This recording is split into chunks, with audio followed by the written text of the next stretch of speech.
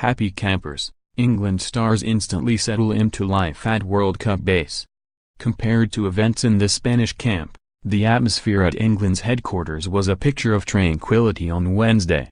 With Marcus Rashford absent from the first training session but apparently not a concern for Monday's opening World Cup encounter with Tunisia, the one England player made available to the written press was asked how he was sleeping when it never really gets dark here at this time of year.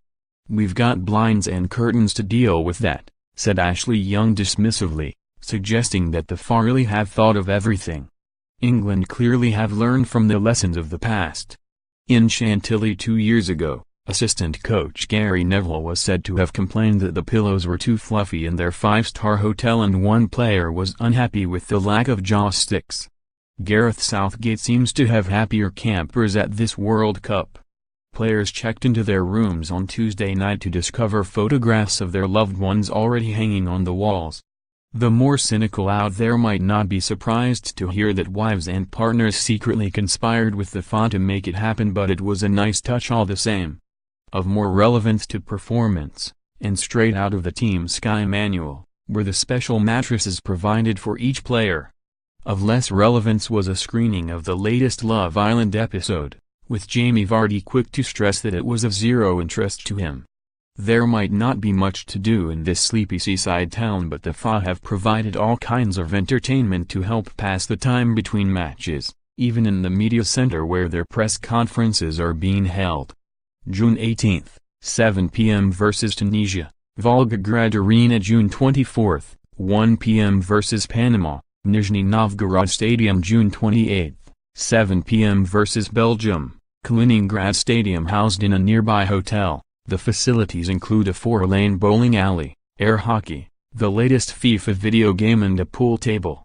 In the team hotel there is a driving simulator and a basketball hoop. At the training ground, which is normally home to the local amateur team, Spartak Zelenogorsk, every effort was made to ignore the recent diplomatic tension between Russia and Britain and put on a united front. Southgate and his players signed autographs for a 400-strong audience of local dignitaries, other guests and their children. Southgate and Harry Kane also received gifts in the form of a fancy loaf of bread and an even fancier teapot that might be the closest England get to a trophy in the next few weeks. Among the guests was Lindsay Scholl, the minister and deputy head of the British Embassy in Moscow, who is here as part of a 12-strong team for the duration of the World Cup following the expulsion of 23 British diplomats from Moscow back in March. Scholl now has responsibility not only for Southgate and his 23 players but for England's travelling fans. "In terms of eliminating extra risks, we've done everything we can," she said. In Rapinoe, it all feels pretty safe. The police presence, complete with marksmen watching over England from surrounding rooftops, is considerable and probably a bit unnecessary given how quiet it is. But it makes for a relaxing setting for Southgate and his squad as they prepare for the tournament. As Young said, "The FA have done a magnificent job for us so everyone feels at home. The focus," said Young, "is to get off to a winning start.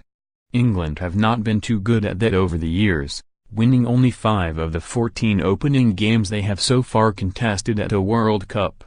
It is always important to make a good start to a tournament," he said. "You talk about our results historically, but we are here. We are looking to do well in training and do well in the first match. I think you can see from the last 2 games, against Nigeria and Costa Rica, that we have started brightly and have been on the front foot. We will work on it this week and I am sure we will get off to a good start." Vardy said the players are confident, comparing the mood to that which existed in the title-winning Leicester City dressing room. "We have all got that mentality where you just want to win. We want to make sure we are here as winners. It feels very similar to Leicester, I am not going to lie. We were exactly the same, very close, always wanting to do things together and having a laugh and a joke at training. But then once we stepped over the white line it was a different story." "And the hotel?" "Very nice," he said.